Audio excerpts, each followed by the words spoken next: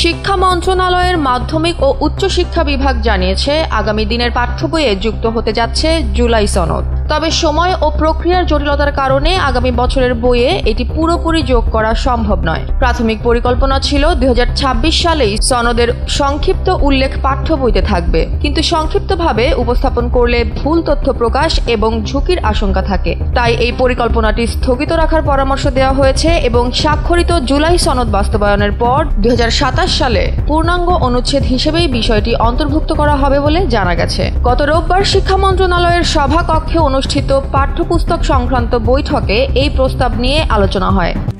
RICL TMX, যুগের পর যুগ স্থাপনা থাকে মজবুত। সেখানে বলা হয়, জুলাই সনদ এখনো বাস্তবায়ন হয়নি, তাই তড়িঘড়ি করে বইয়ে যুক্ত করলে ভুল তথ্য প্রকাশের আশঙ্কা রয়েছে। এ ব্যাপারে একজন শিক্ষা বিষয়ক উপদেষ্টা জানিয়েছে, চূড়ান্ত সম্পাদনা ও অনুমোদনের কাজ প্রায় শেষ। এই পর্যায়ে নতুন অনুচ্ছেদ সংযোজন করা বাস্তবিকভাবেই কঠিন। জুলাই সনদ মূলত 2025 সালে স্বাক্ষরিত একটি রাজনৈতিক ঐক্য চুক্তি, যা দেশের গণতান্ত্রিক ও প্রশাসনিক সংস্কারের প্রস্তাব তুলে ধরে। এটি পাঠ্য বইয়ে যুক্ত হলে শিক্ষার্থীদের মধ্যে ইতিহাস ও নাগরিক সচেতনতা দুটোই বাড়বে বলে আশা করা হচ্ছে। তবে প্রশ্ন থাকছে, তথ্য উপস্থাপনে কিভাবে বজায় রাখা হবে নিরপেক্ষতা।